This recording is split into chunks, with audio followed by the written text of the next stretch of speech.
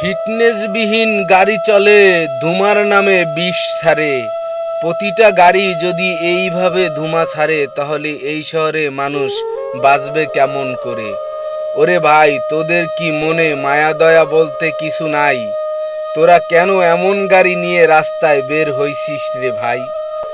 মানুষকে যদি তোরা ভালোই না বাসতে পারবি তাহলে মানুষকে মারার বিষ কেন ছুড়বি?